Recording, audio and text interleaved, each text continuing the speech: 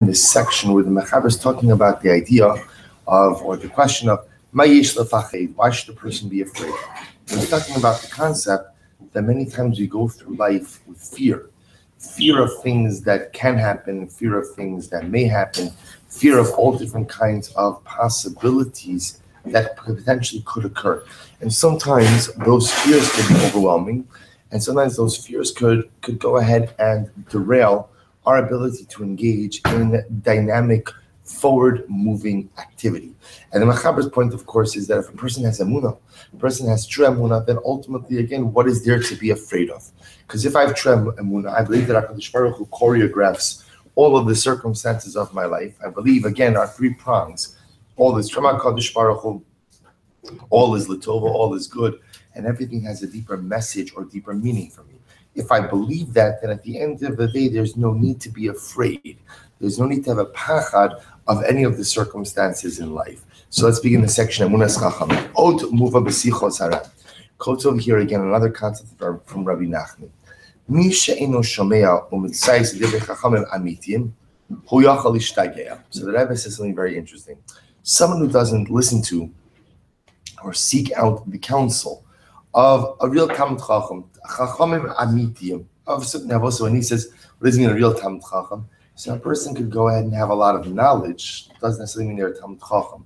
What he's referring to over here is that a person in life has to have someone from whom they feel confident that they could seek out counsel, from who they feel ultimately, again, could give them hadracha, someone who they feel could give them proper guidance in life. He says, and if you don't have that, hu yachal ishtageya. Person could go crazy. Now we'll see what that means. Ki ikar shigaon shal kala meshugaim, because the ikar craziness, right, the true craziness that occurs in most meshugaim, hurak machmas shu'ena mitzayes v'shamei l'divrei abalei seicha.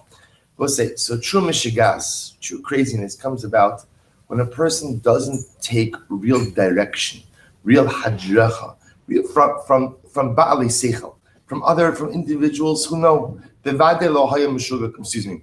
If a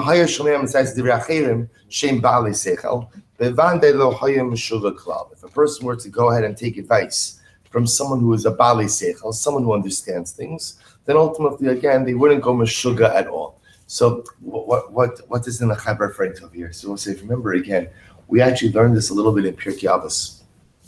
So in Pirkei Avos, we learned this concept of aseh l'charav. So remember again, okay, we're all familiar with the conventional understanding of that. A person should have a Rav, a person should have a Rebbe. If you remember again, we saw that Rabbi Niyora others bring down that aseh l'charav doesn't have to be like a Rav or a Rebbe. What it means is find someone in life whose advice you can rely on. Find someone in life who's outside of you, who you believe has clarity of thought, who could see things for what they are, and who you can get advice from. What does that mean? Because sometimes in life, we're in the middle of making decisions. And the truth is, we're so nogea b'davar. Meaning at the end of the day, there's an important issue that I have to grapple with. And the truth is, I'm not objective. Why? Because it impacts me, it impacts my mishpacha, it impacts my parnasa. So I can't be objective about it. So therefore the Mishnah says, aseh l'charav, find someone who's like your Rebbe in this area. It doesn't have to be your Rebbe for Hilchos Shabbos. Doesn't have to be Rebbe for Taras HaMishpacha. But your Rebbe is someone who you believe has clarity and has understanding that can help you make an informed and good decision. That's what Rabbi Nachman is saying over here. Now, Rabbi Nachman happens to be speaking more about Talmidei Chachamim and Das Torah, but he's saying over here that sometimes we fall prey to the mishigas. We fall prey to the shigaon, to the craziness, because I think I know what I'm talking about, and I think that I'm making good decisions, when in fact, I'm not. I'm not. At the end of the day, not because chas v'shalom I'm bad, not because I don't care, but because, again, I'm so caught up in whatever it is that's going on that I lack the clarity of mind to be able to make well-informed decisions. Because even though, again, it looks like to me that I'm making the best decision possible, sometimes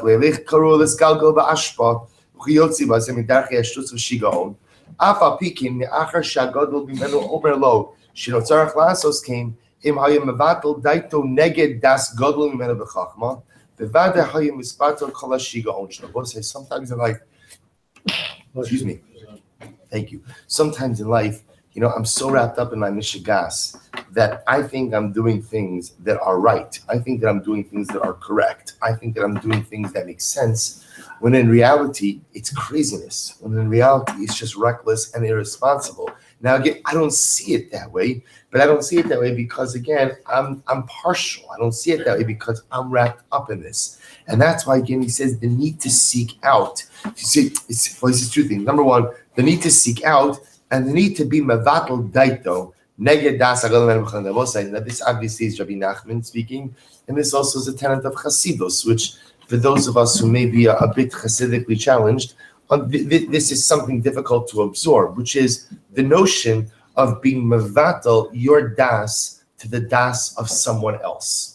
The notion of that I go to my Rebbe or I go to my Rebbe and I say, here's the issue, and the Rebbe says, do this, but Rebbe says do A, but I'm doing B. The notion Rabbi Nachman refers to of being mevatel my das to the das of the Rebbe, to the das of Talmid Chacham.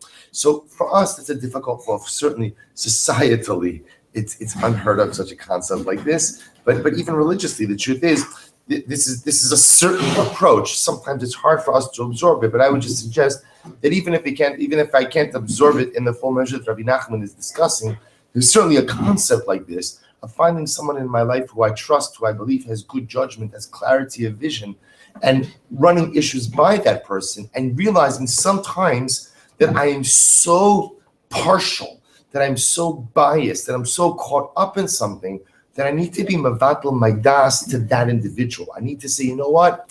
I've lost objectivity over here. I've lost context over here. I've lost a certain grip on reality over here. So I need to be mevatel my das to that individual. He says, Nimtza sheikra shigaon hurak machma shu'in rot lishmol tzaysi. We'll say sometimes we get caught up in mishigas. Sometimes we get caught up in shigaon. Sometimes we get caught up in craziness simply because we're unwilling to listen. Simply because I'm unwilling to go ahead and yield to the opinion of someone who I believe understands things better than I do. And the Rebbe writes, understand this well. Last paragraph, Kofain Gimel. Nimtza, shetzarech kol echad letzayis lebala seichel, she'odeh zaseichel shalamun b'shlimus. We'll say, therefore, it turns out that in life, and this is actually interesting because it could very well be that this is also a different understanding in aseh l'chorav. And aseh l'chorav lav dafka just means a Talmid Chacham. Lav dafka just means a Mora Hora. But really, the ikar is to find someone who you believe is a Bal Emunah, to find someone who you believe ultimately again possesses true Emunah, b'shleimus, v'lilmod devarav heitiv, u'lespalo b'kaimam, v'az b'vade yihye bar b'nafsha. So we'll say again, obviously, as you just mentioned before, Rabbi Nachman is talking about a derech in Chasidus, that there's the Chassid, there's the Rebbe, and to a certain degree, the Chassid is mevatel his das to the Rebbe, even if a person doesn't subscribe to that approach, which is fine. There are many approaches in Yiddishkeit, and one doesn't have to be a chassid to be a good Jew. I think it certainly helps, but one doesn't have to be a chassid to be a good Jew. But at the end of the day, this notion of finding someone who you believe is a true Bal Emunah, who you believe really understands things and has a certain clarity of vision, and taking certain major life decisions, or not even decision is the wrong word, like complications, and running it by that person, recognizing that I might not have the right clarity to really come to a conclusion on this. The Rebbe says this would save a person from shigaon. What does he say? A person from shigaon? Could save a person from craziness. Really, what he's saying is it could save me from making some pretty dramatic mistakes, because we've all been in situations like this where I think I have such clarity. I think I have such understanding. I think I know exactly what's going on over here. I make a decision, and then I will say in retrospect. Now, retrospect, by the way, might be 2 hours, or retrospect might be 2 decades. But Lamaisa, again, in retrospect, I realized that, you know what? Maybe that wasn't the right call, and it could have been avoided. And it could have been avoided had I simply sought out the counsel of someone who I believe is a true Bal Emunah, but someone who is outside of me. So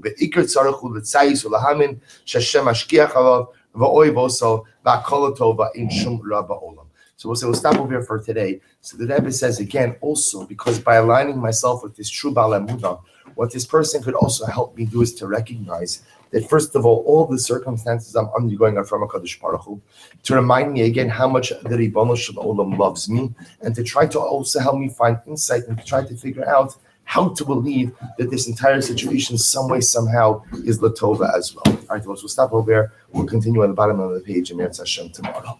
Sure.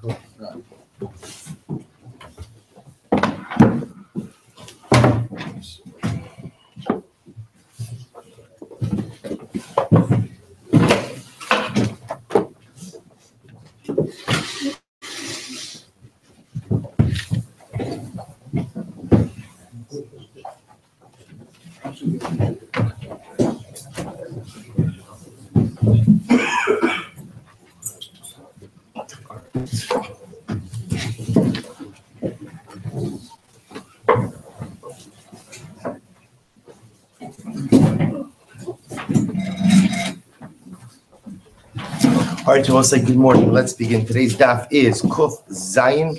We are picking up on Kuf Vav Amud Beis Amud Rabbi Yochanan, which is 2, 4, 6, 7 lines up from the bottom. Amud Rabbi Yochanan, Shlosha Malachi Chavala. We'll say shir this morning is dedicated. This month is dedicated by Yonah Shoshi Ehrenfeld in commemoration of the upcoming yard site of Yonah's grandfather, Rabbi Gedalia Ben Yaakov HaKohen. We hope that on the merit of our Talmud Torah, Sham will have an aliyah and the family in the Chama. So I'll say, let's begin. We're continuing a little bit with Doeg HaEdomi. Says the Gemara, Amar Rabbi Yochanan, Shlosha Malachi Chavala is definitely Doeg. There were 3 Malachi Chavala, 3 destructive Malachim who were summoned to go ahead and deal with Doeg.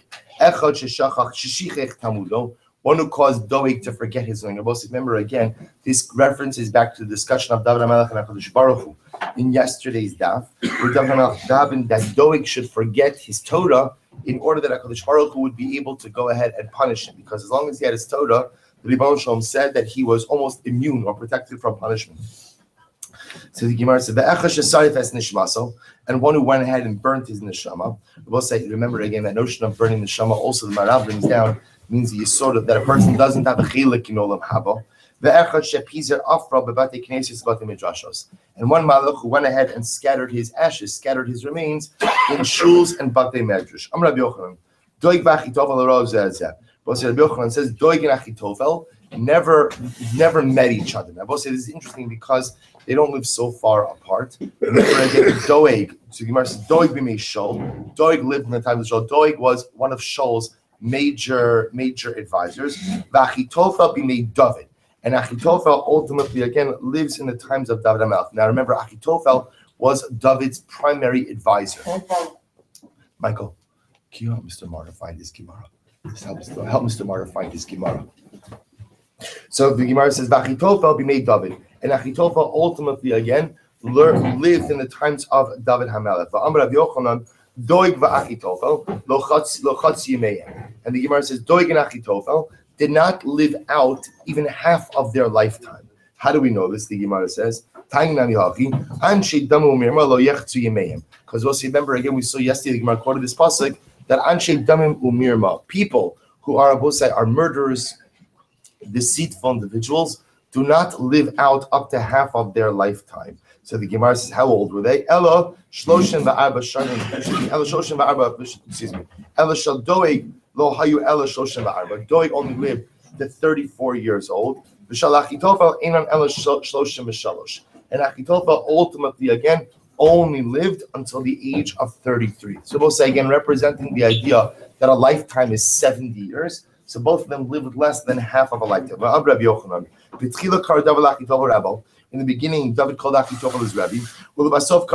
Then he called him his friend. And then Achitofel had such a downfall that he becomes like the Talmud of David HaMelech. We'll say another late-breaking sponsorship. The Ephron and Levine families in honor of Yosef Herschel Ephron's 94th birthday. Wow. May we all be strong and vibrant at 94. Mirav Levine's 32nd birthday. Does she know you just disclosed her age?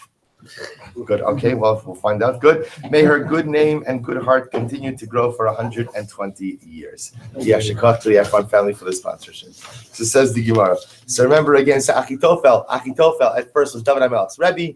Then he was his friend, meaning friend being an equal, and then ultimately he ends off like being David HaMelech's Talmud, which means again he suffers a downfall.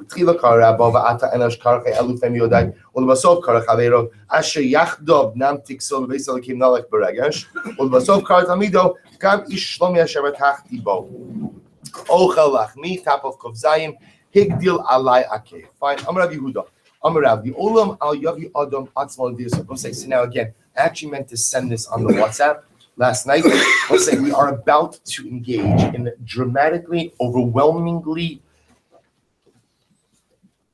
profound Gemara. I'm mamish at a loss for words. How overwhelming. You're going to see this is one of the most yesodistic Gemaras in Shas, because I will say this Gemara over here is probably one of the foundational pillars of tshuva. So watch this. I'm Rabbi Yehuda, I'm Rabbi. The olam al yavi adam atmal dini sayim.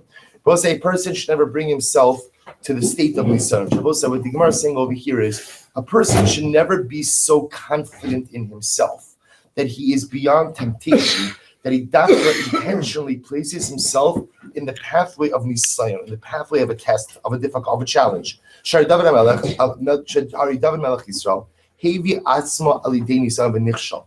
Because David HaMelech voluntarily placed himself in the pathway of a nisayon, of a challenge, and he failed. What happened? We'll say, Amar lefanav Ribono shel olam mipnei ma olam Elokei Avram, Elokei Yitzchak, Elokei Yaakov, ve'ein olam Elokei David.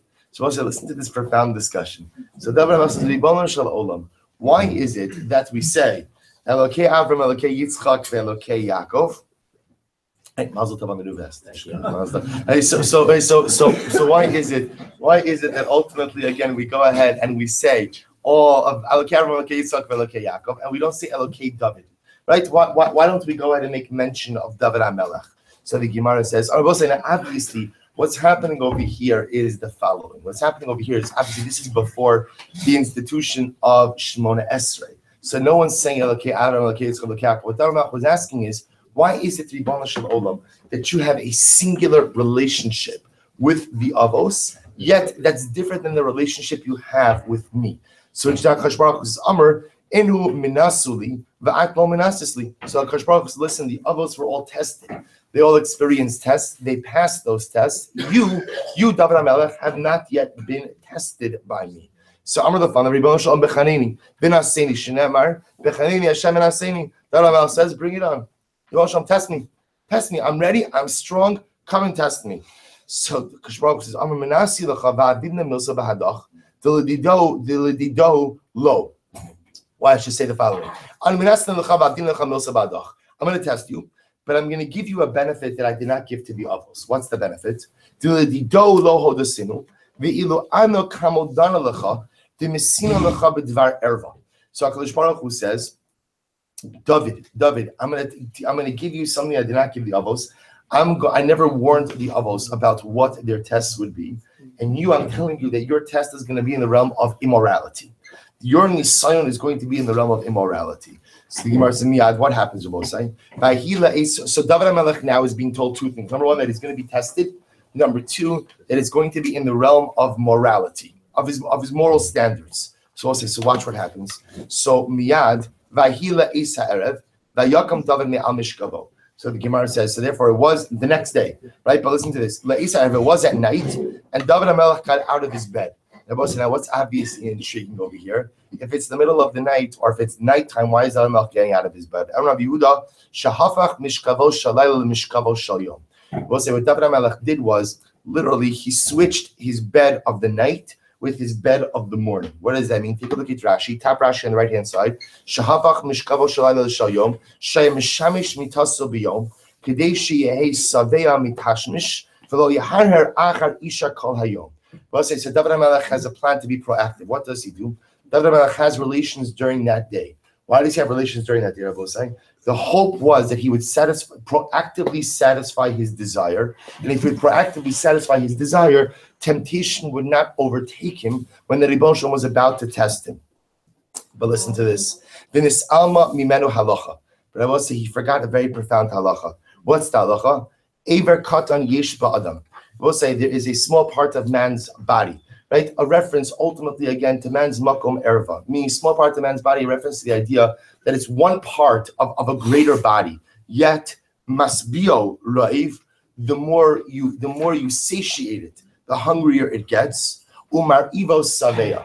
But the more you starve it, the more satiated it is. Which is another way of saying that when one constantly and consistently fuels or feeds the desire for intimacy, one only desires more intimacy. Right? The more people say that one abstains. Now, obviously, what does it mean abstains? Person says there's a mitzvah of intimacy with one's spouse. The idea is that the more that one engages in this in a proper context, bikdusho betara, then ultimately again one is satisfied from that relationship. So interestingly enough, David HaMelech Dafka has relations during that day in order to go ahead and satiate himself with the hope that he would be able to withstand the challenge. But Lamaisa, it backfired a little bit because again, the more you satisfy that urge, ultimately the more the fire grows. So what happens?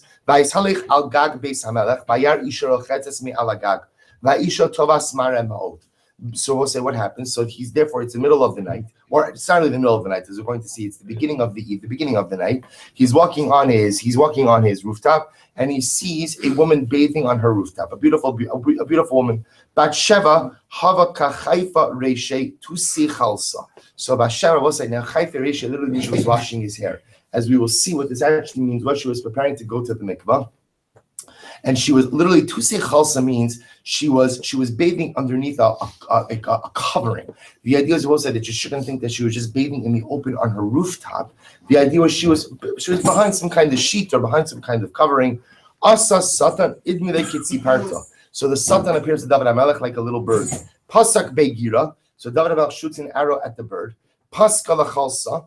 He rips through the curtain. Igle v'chaz yamiyad, and he sees Batsheva bathing. I will say, the Maharsha points out over here, there's a number of things that are strange about this. Why is David HaMelech shooting arrows at birds? Right? I will say, first of all, again, in general, hunting is not something that, again, Jews do. Jews, right, or from Jews don't hunt for food, but not hunt for sport. Why is David HaMelech famous Noda Yehuda? Somebody has to know Noda Yehuda whether or not hunting is permitted. So you said Noda Yehuda said, listen, I can't tell you that it's usher. What I can tell you is that it's the midah of Esav. So that kind of sounds usher. Right? But so the idea is that it's a Jew doesn't do it. A Jew doesn't hunt for sport. You hunt for food. You hunt for if you need clothing, but you don't hunt ultimately again. So the Maharsha points out that David HaMelech is shooting random arrows at birds. Furthermore, another reason why it also doesn't make sense is because Lamaisa, people are doing stuff on their rooftops. So just to recklessly shoot an arrow. Right? So the Maharsha just points out the arrow itself was something so out of character. The fact that it pierces the sheet in this particular way. So he sees Batsheva. Miyad vayishlach David vayidosh leisha vayomer halo zos Batsheva bas Eliam eshes uriachiti. So David HaMelech immediately inquires about the woman and he finds out who she is. Vayishlach David malachim. David HaMelech sends his messengers to bring her to the palace. Vatavo elav vayishkav ima v'himis kadeshes mitumasa. David HaMelech has relations with her, and again the pasuk says v'himis kadeshes mitumasa means that she was not in nida. Vatashav el beisa, and ultimately she returns to her home. And I will say this is the meaning of it. So again, the Gemara is giving you the context now. The context of the episode of Batsheva is David HaMelech tempting or pushing HaKadosh Baruch Hu to test him, like he tested the Avos. David HaMelech trying to take proactive steps to pass the test, but ultimately ends up failing the test. And I will say this is the meaning of the pasuk. When the pasuk in Tehillim says, "Bachanta libi," you tested my heart. You looked through my heart, you tried to forge me, but you found me lacking. Zamosi bal ya'avarpi. Listen, what does this pasuk mean? Zamosi bal ya'avarpi. Amar echo zimama nafal bepumei demand desanili v'lo amar ki ha'milsa. We'll say this is a very profound statement. If only someone had muzzled me, and I would not have said the things that I said. Which I must say, first of all, we all have moments like that, right? If only somebody would have muzzled me, if only I wouldn't have said the thing that I said. But David HaMelech says, what David HaMelech is lamenting is that Lamaisi, he brought this upon himself. At the end, he brought this upon him. The Rebbe Shalom didn't test him because Kadosh Baruch Hu knew that David wasn't ready. He knew that David couldn't withstand this Nisan. Shabbos says there are a number of profound yisodos in this. The profound yisod number one is the idea, first of all, we'll see that David HaMelech is able to do tshuva from this, but also the idea, and it sounds a bit cliche, that HaKadosh Baruch Hu doesn't test us in ways that we cannot handle. That's the major message of this. HaKadosh Baruch Hu doesn't visit this Nisan upon David HaMelech because HaKadosh Baruch Hu knew that David couldn't handle it. David thought that he could. So he asks for it, but HaKadosh Baruch Hu knows that he can't. So he didn't give it to him. Amar, I'm sorry, let's skip the line. Adar Shrava, my Dichsiv Lamaseach David, Bashem Chasisi, Ech Tomru Lenafshi Nudi Harchem Tzipor. So we'll say, listen to this pasuk in Tehillim. So it's the Lamaseach David. Lamaseach, of course, is to the conductor. We'll say, that in Sefer Tehillim, David Melech wanted to build the Beis Hamikdash, but yet Chodesh Baruch Hu told him that he's not going to. In the absence of being able to build the Beis Hamikdash, David Melech wrote the music that would be sung by the Levitic choir. That's why, again, many of the kapitlach begin Lamatet means to the conductor. To the conductor of what? Is to the conductor of the Levitic choir. David HaMelech often says in the meaning of a particular kapitel what type of instrument is to be used. Sometimes he tells you what musical notes are to be used, but that was the yesod of Sefer Tehillim. If I can't build the Beis HaMikdash, at least I'm going to write the music for the Beis HaMikdash. So he goes on, he says the following. I put my faith in you. Don't let them say about my soul that the mountain was moved by a bird. What does that mean? We'll say third line down, third of the white lines comes Zayin Amud Aleph.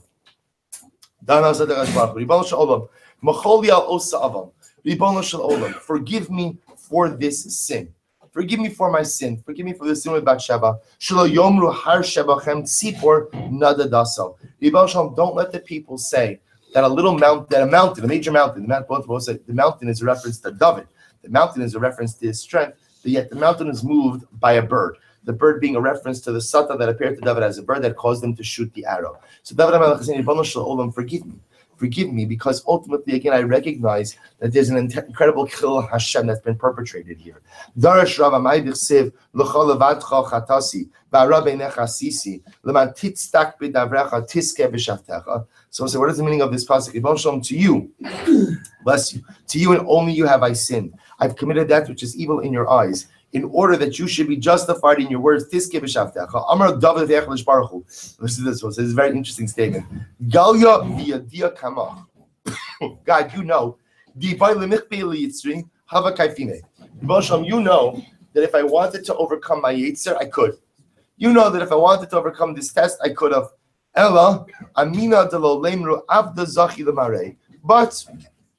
But I wanted to make sure that people wouldn't say that the servant bested his master. Let's say, so what does that mean? I wanted you to look good. I took the focus, I wanted you to look good. We'll say, so the Maharsha points out there is something so beautiful. What does this mean? So says, at least see the redeeming part of my act. What's the redeeming part of what happened? I am going to show the world for all eternity that yesh makom labali tshuva. That Rabbi said, no matter how badly you fall in life, no matter how great you are, and no matter how badly you fall, everyone has the ability to rebound. Everyone has the ability to put themselves back up. If David Melech Yisrael, the father of the dynastic monarchy, the father of the messianic line, could fail so badly and then pick himself up again, then Rabbi say that is the ultimate message and ultimate confidence in the power of tshuva. Darash Rava, my dichsiv, ki ani letzela nachon machavina negdi summit. Supposed to listen to this. What is the meaning?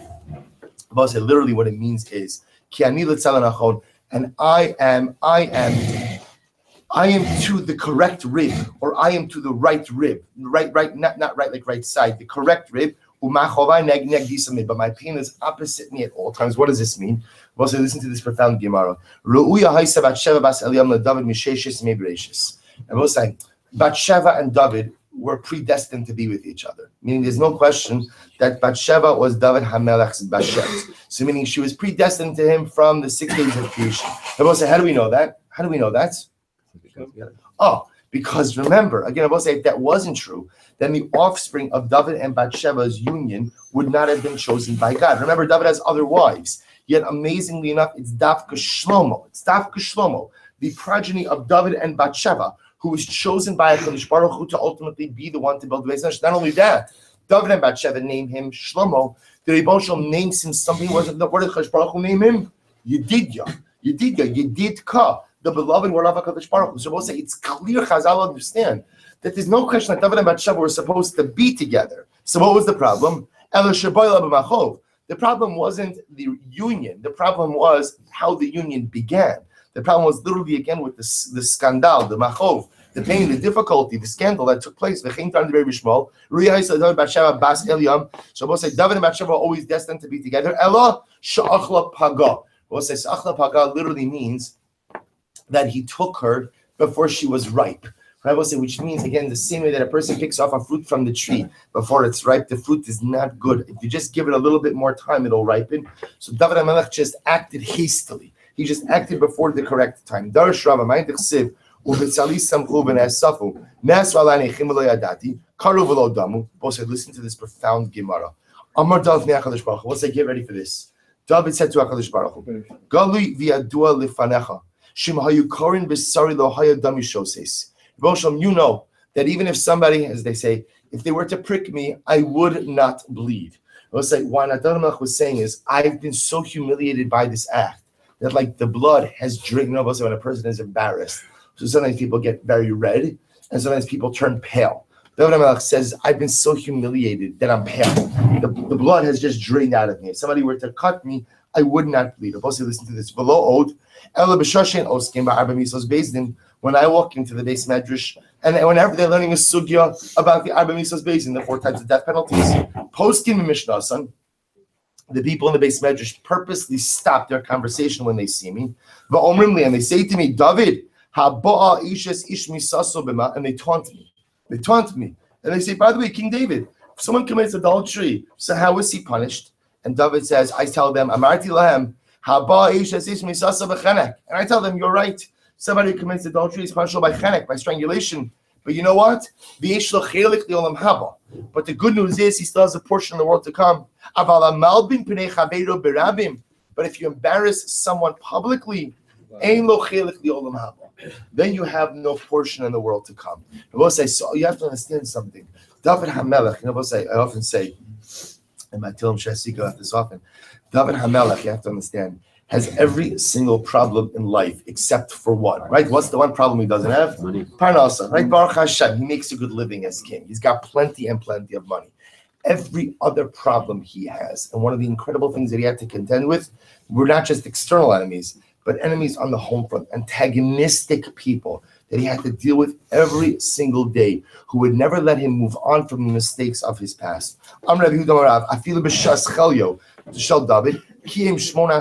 we'll say Navi Gemara tells us something interesting, that even when David HaMelech was ill, when he was old, he fulfilled the marital obligations towards his 18 wives. We'll say this mitzvah of ona, which means that a husband has an obligation of a certain frequency of marital relations with his wife. Remember again, we saw this in Ksuvas. What does this depend on? It depends on what you do for a living. It depends on your parnasa, which ultimately dictates how often you are home. So depending on what you do for a living, ultimately dictates the schedule, the frequency of marital intimacy. The Gemara says David HaMelech was careful with the covet of his wives, and because he was careful with the covet of his wives, he fulfilled his obligations of ona even in his old age, even when he was ill. Shene Emar, Yagati ba'an chasi, ascha b'chalayla mitasi, bedimasi arsi amser. This is amazing. Normally, we assume that this pasuk refers to David HaMelech soaking his bed with the tears of his difficulty. The Gemara is understanding over here that it's actually a metaphor for his continuing an act of marital intimacy, even when he was older, even when he was afflicted. Get ready for this. These Gemaras, I'm telling you, are like, they're wild. So who's the name of Rav? David HaMelech wanted to worship Avodah Zarah. Let me give you a little bit of context over here. Context over here is Avshalom rebels, as we're going to discuss as part of the fallout for the episode with Bathsheba. So David HaMelech is given a number of different punishments. Among them is that someone from his own family is going to rebel. That punishment actualizes in the form of Avshalom's rebellion. So Avshalom's David's son, we'll discuss this in here in just a little bit, rebels against David. David will not fight against his son Avshalom. He will not raise. So what does he do? He flees Yerushalayim. Now, both say, in the beginning, it's pretty clear that David's going to lose. It looks pretty clear, especially since what? Since he's not going to fight. He's not going to fight. He's not going to go to war with his son. So it looks pretty clear that he's going to lose this battle, that he's going to have to abdicate the throne. David HaMelech is worried about the Chil Hashem. So he says, what's going to happen if people see me and they see that Avshalom's overtaken me? So David HaMelech makes a conscious decision, which is incredible. He says, you know what? I'm going to worship Avodah Zarah. Now, I'm not really going to worship it. I don't really believe in it. But at least externally, I'm going to worship Avodah Zarah. That way, when I lose to Avshalom, people will at least attribute my loss to what? To my Avera of Avodah Zarah. If I don't do anything, people will feel that perhaps God is unjust, delivering the righteous King David into the hands of his corrupt son Avshalom. So David said, I'm going to take one for the team. I'm going to worship Avodah Zarah on the outside. You say people will see that my downfall was due to my mistake. Shneimar v'David ba ad harosh asher yishtachav v'shem le'elukim v'ar shtei le'eluhim ve'in rosh elav Avodah Zarah Shneimar v'utzalma reishei di dav tov v'hinei lekrasel chushai arki karua kusanto ve'adama arosho. So once Chushai arki comes and meets David, and Chushai, his clothing is torn. There's dirt on his head as a sign of mourning for what has happened to David HaMelech. Amar lo David, Yomru melech shekamoscha yavod avodah zara. So Chushai essentially says, David, what are you doing? What are you doing? And so worshiping avodah zara. Going to say, David Melech Yisrael is worshiping avodah zara. You can't do this. Amar lo melech shekamosi yahargenu bino. So then what's the option? The other option is a king like me is going to be killed by my son. Mutav yavod avodah zara. V'ayis chaloshim shayim farhasya. Better for me to worship avodah zara. That way, when I die, when I'm killed by my son, people will attribute my downfall to the avodah zara. If I don't worship avodah zara and I die at the hands of my son, people will feel that God lacks proper justice. Amar my time. So Chushai ben Arki says the following. Chushai says, listen, let's take a step back, David. And I don't mean, we'll say, sometimes you have to have a difficult conversation with someone. And, they have to hear it. But you have to know how to say it. So I'll say, look what Chushai Arki says. My timer, can I ask you, why is it that you married a Yefas Toar? Right? Why is it David HaMelech, some of his wives were Yefei Toar, were war brides? So why is it that you married a war bride? Obviously, 1 second. Yefas Toar Rachman Shaye. War bride is totally permitted. So Chushai Arki says, Lo darash tesmuch. David, I just want to suggest that maybe in the future, when you look for a pasuk in the Chumash, maybe look at what comes after it also. Because we'll say what happens right after the section of Yefas Toar. The Samichle, Kiel ish ben sorer umora. Kala no say isha Yefas Toar, Yeshua ben sorer. We'll say it's not that juxtaposition is not haphazard. Right after the section of Yefas Toar, the Torah speaks of Ben Sorer, the rebellious son, to tell you that if you marry a woman like this, the progeny is going to be difficult. So what Chushai Arki was saying to David HaMelech was, you don't throw it to Chil Hashem. Everyone knows that Avshalom was the son of a Yefas Toar. So people are going to understand that his midos, or his lack thereof, are embedded somehow in the nature of this union. So don't worry about the Chil Hashem that people are going to think that God is not just. People are going to understand that unfortunately there is a son who is just acting recklessly and inappropriately, and that is somehow linked to ultimately again his background. Darshav Dostoi.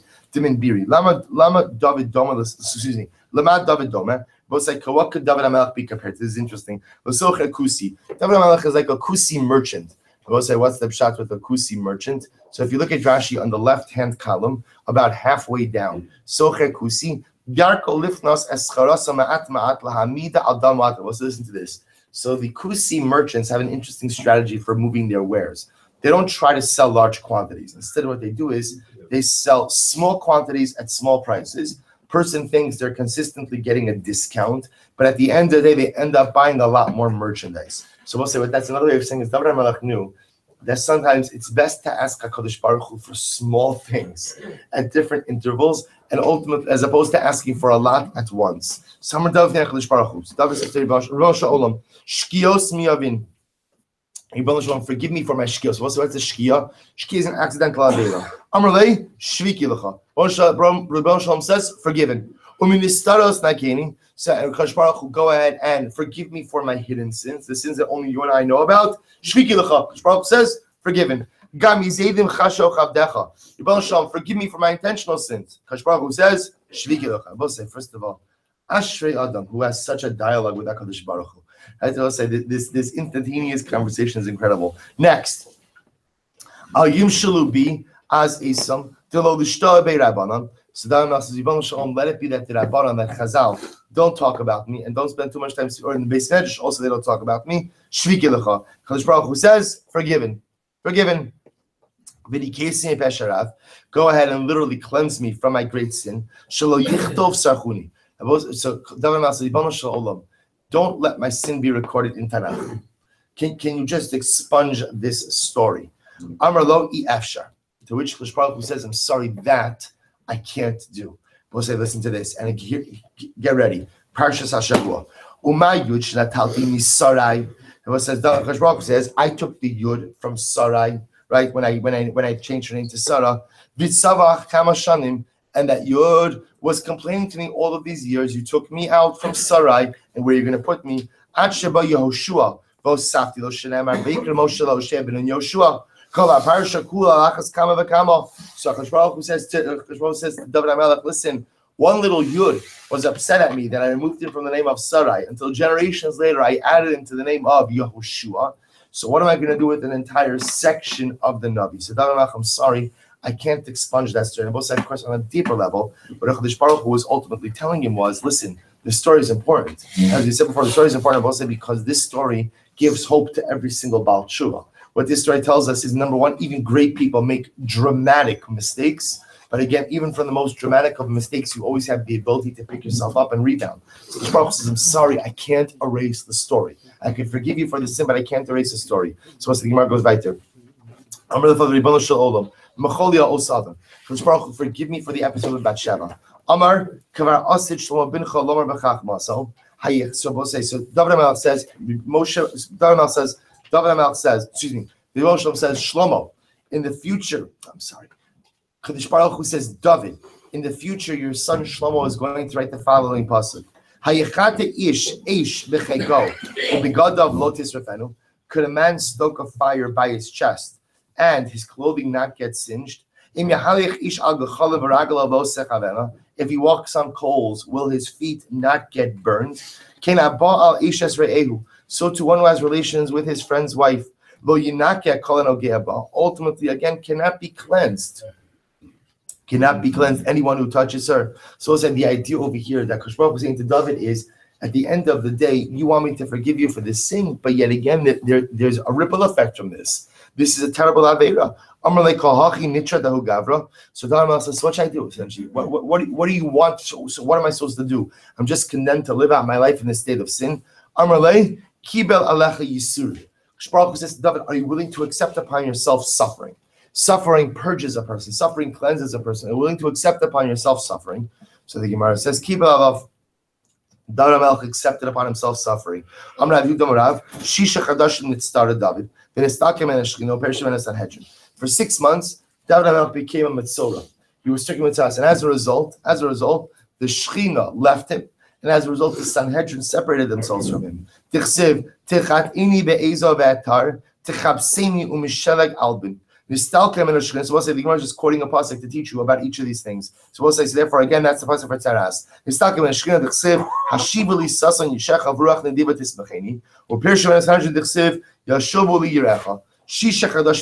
we know it's for 6 months? So we'll say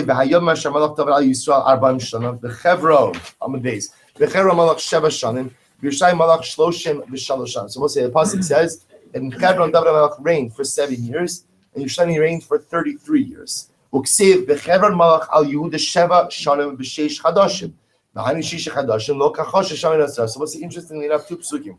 One pasuk said David HaMelech reigned for 40 years, 7 years in Hebron, 33 years in Yerushalayim. The other pasuk said that he reigned for 33 years in Yerushalayim, 7.5 years in Hebron. What happened to the 6 months? Elamai, what do you see? The 6 months ultimately are going to boast where the 6 months that David HaMelech was in Mitzorah. Amar lefanam. Amen. So listen to this. Again, it's an incredible Gemaras. Forgive me. Forgive me for my sin. Kadosh Baruch Hu says, forgiven. You're forgiven. You accepted. You surrender upon yourself. You did tshuva. You accepted responsibility. You are forgiven. Aseimi oslatova v'yiru sonai ve'avoshu. So also listen to this. The next thing David HaMelech says is, give me a sign.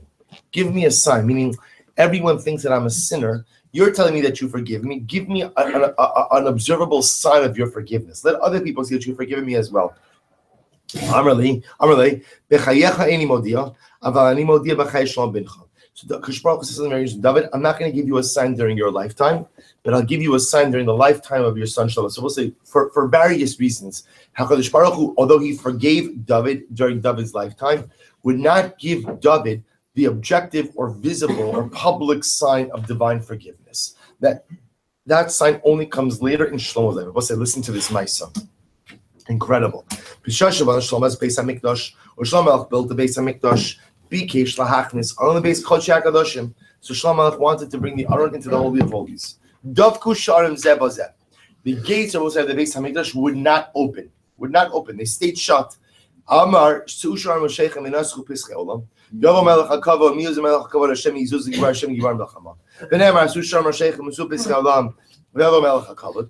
V'lo Nana. Shlomo Melech is davening. He's saying to him, he's saying all these beautiful tefillos, but the gates are not opening. Kevan Sha'amar, let's listen to this. Hashem Elokim. Al Toshe Pnei Meshichecha. So as soon as Shlomo Melech says, we'll say first wide line, Ribbon Shalom, do not turn away the face of your anointed one. Zachra lechasti David avdecha. Remember David, your servant. Miyad na'ana. And we'll say what happened? The gates open. So when we'll say, remember again, who's assembled? All of Klal Yisrael is assembled, and the gates only open when Shlomo Melech invokes the memory of his now deceased father David. We'll say, what did the people see in that moment? The people saw in that moment that David was forgiven for his hate. Miyad. We'll say in that moment, all of David HaMelech's antagonists, all of his enemies, their face became blackened like the bottom of the pot. What does it mean? They became ashen-faced. The idea is they realized that they were wrong for persecuting David, that God had in fact forgiven David. So we'll say fine. So that's the end of the David HaMelech. So what we'll say, there's so much to speak about. There's so much about David HaMelech as a person. There's so much about Tshuva. Incredible. Gehazi. Let's go back to now. Gehazi. Remember again, Gehazi was the other person who does not have a chilul olam, but Gehazi was the attendant of Eliyahu Navi. So we'll say, what happened with the Gehazi? Elisha Damascus. So we'll say, ultimately again, Elisha went to Damascus. So we'll say, why did he go to Damascus? So Elisha went to get Gehazi. We'll say, we'll discuss this story. But Gehazi was pushed away, so Elisha went to get him to come and do tshuva. But Gehazi would not come; he would not return. Amar lo chazor b'cha. So Elisha says, Gehazi, do tshuva. Amar lo kach mikabulani mimcha. He says, Rabbi, I can't. I have a mesorah from you. Hacholti umachti esarabim in maspikim yad lasos tshuva. The Rabbi says it's actually very profound. If somebody goes ahead and sins, and not only that, but causes the public to sin, they can't do tshuva. It's actually incredible yisod. If I do an Aveira, I can do tshuva. But if at the end of the day I cause others to sin, I can't do tshuva for that. So I will say, my Avid, what did Gehazi do that caused others to sin? Iga da amri even sho'eves tala lechatas yiravam ve'amida in shayim la'aretz v'ika da amri sham chak or sam shem chakak b'fiyah v'isam machrezes v'omeres anochi v'lo yelecha. So we'll say, listen to this. So some say that what he did was the following. Yeravam and I were speaking about this on Shabbat. Yeravam and Nevad built golden calves in Malchus. So it shouldn't go up to Yerushalayim. So some say that what Gehazi did was he put metal plates on the golden calves, and he took a powerful magnet, and he caused the calves to levitate, giving Klal Yisrael the impression that they were divine. Others say that he took the Shem Hashem, put it in the mouth of the calf, and the calf began to speak. Either way, for some reason, he went ahead and he made the general populace think that the calves were powerful. Others say that ultimately, again, he distanced the Rabbanon, which are basically Talmid Chachamim or general Talmidim or prophetic students. He kept them away ultimately from Elisha. How do we know this? So the Gemara says, "Vayomru bnei hanavim el Elisha, hinina makom asher anachnu yoshim sham lefanecha lefanecha tzar mimenu." Because it was interesting, after Gehazi was no longer on the scene, the Talmidim said to Elisha, "There's not enough room for everyone to sit," which seems to infer that when Elisha was there wasn't enough room. Why was Elisha there? There wasn't enough room. We'll say because Elisha kept the Talmidim away, he kept the students away, which of course was a disservice to the Talmidim because they weren't able to learn from Elisha. Tan Rabbanon. The Gemara says a profound statement. Small docha v'yamin mikareves. They're both saying sometimes in life you have to push someone away. Sometimes life a person has to be kept at a distance. But when you do that, make sure to push them away with the left hand. I'm a lefty, but with the left hand and bring them close with the right hand. The idea is you have to push a person away while at the same time simultaneously keeping them close. Loke Elisha. And what's this? This Gemara is not like Elisha Navi. Shadachfu leGehazi b'shtei yadayim. Because Elisha pushed Gehazi away with 2 hands, and because he pushed Gehazi away with 2 hands, therefore what? Therefore Gehazi never did tshuva. Gehazi felt totally excluded. Gehazi, Gemara says, Gehazi dichsev vayomer Naaman. So we'll say what happened with Gehazi. Vayomer Naaman. Hoil v'kach kikarim vayifratz vayiftzar bo vayitzar kikarim kesef. So we'll say, listen to this. So remember again, we know the story. Naaman, who was one of the generals of Aram, is stricken with saras, stricken with leprosy, can't find the remedy. Comes to Elisha. Elisha tells him, bathe in the Jordan River. Naaman does it. We'll discuss the story in greater depth. He's healed. He wants to give Elisha money. Elisha says, no thank you. Doesn't want anything. Naaman leaves. Gehazi runs after Naaman. And Gehazi makes a terrible chil Hashem, and he says, you know what, my master's changed his mind. He would like all of the gold and silver. Right? Naaman says, of course, gives him all the gold and silver. Gehazi takes it for himself, hides it away. We'll say, watch this. Vayomer Naaman. Vayomer Elisha. Me'an Gehazi. So now Gehazi comes back after getting the money from Naaman, and Elisha says, Gehazi, where were you? Where were you?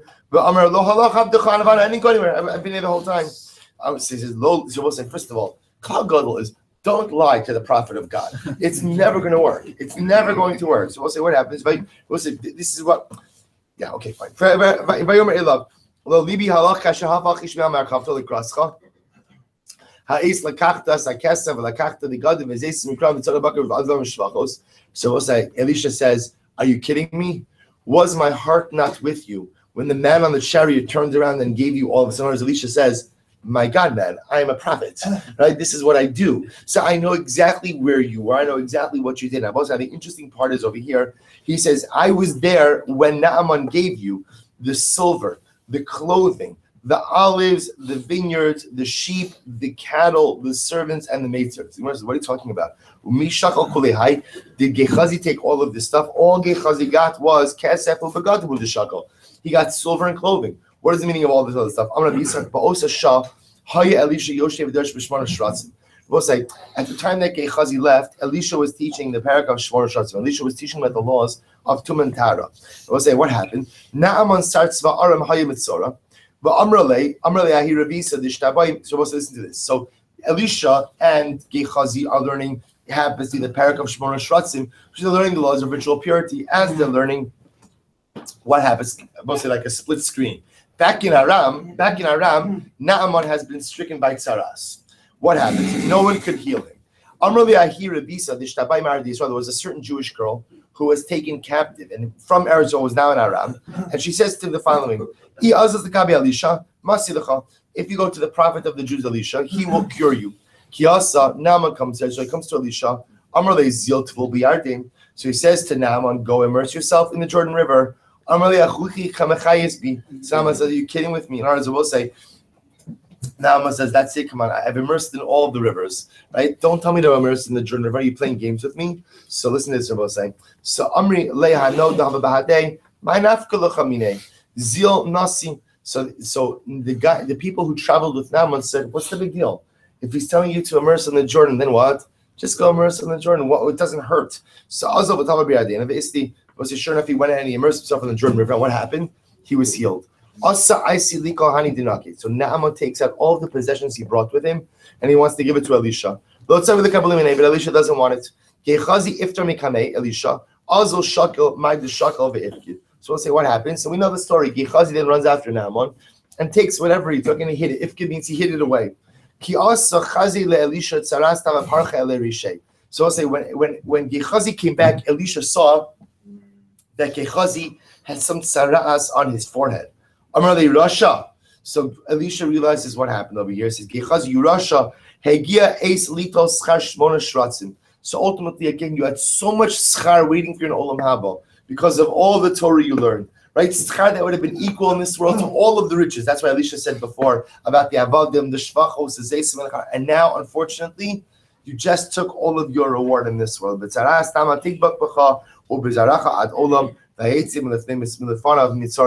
will say ultimately again, the tzaras of Naaman then sprouted upon Gehazi and I will say and his sons as well, and he becomes a matzar for the rest of this. So we'll say Gehazi at this point in time becomes an outcast, becomes a pariah, and unfortunately again the Gemara says Elisha dealt a bit too harshly with Gechazi. What's an incredible yisod. Even when people do something wrong, there is a way to deal with them, and that way to deal with them is you push them away with the left, but you bring them back with the right. I will say again, the Navi says there are 4 people sitting outside the gate of the city. Who were they? Remember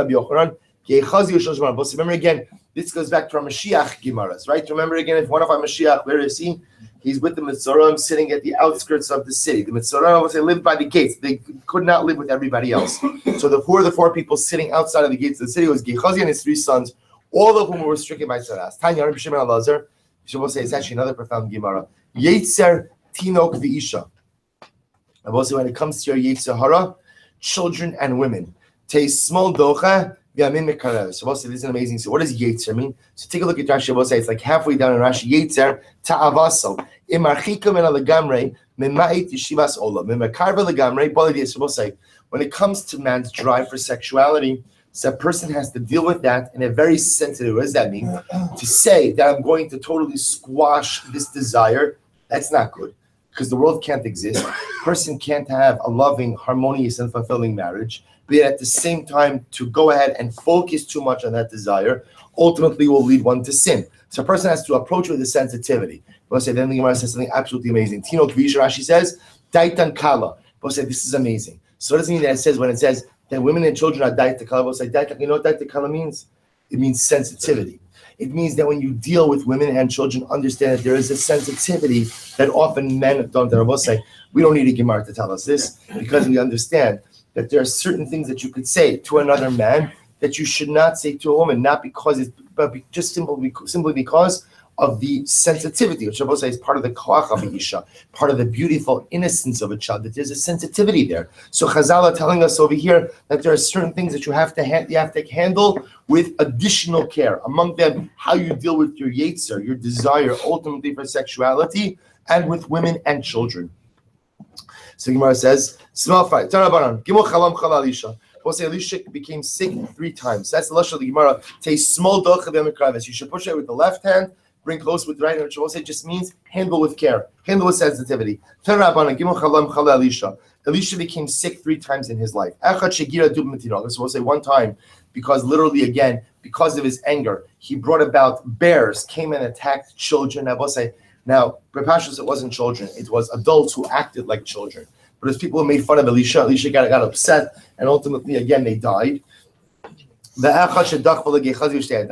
He got sick because he pushed away Gechazi with 2 hands. And one time he became sick. That last illness was the illness from which he died.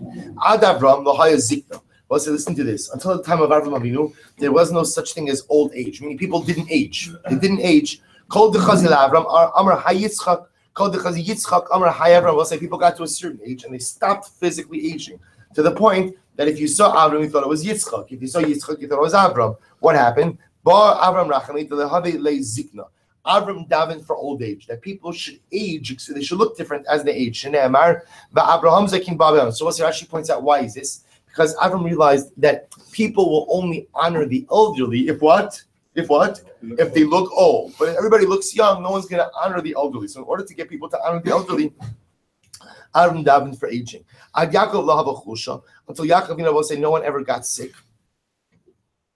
I'm sorry. Good. No one ever got sick. Ba rachmi v'hava chusha. Yaakov davened, and ultimately again there was sickness. Shnei Emar v'yomer Yosef hini avicha chola. We'll say what's the idea? So again, the Medrash brings down that people used to die. They would sneeze and they would die. They would sneeze and they would die. Yaakov davened for sickness, because ultimately, again, a person will know the end is near. They can prepare themselves, they can get their affairs in order, and they can prepare their mishpacha. We'll say up until Elisha, there was no one who ever recovered from like a deathbed illness. Elisha was deathly ill, but he davened and ultimately was killed. Elisha became sick with the illness that he would die from, which also ultimately indicates that he was sick before, but davened for a refuah shalema.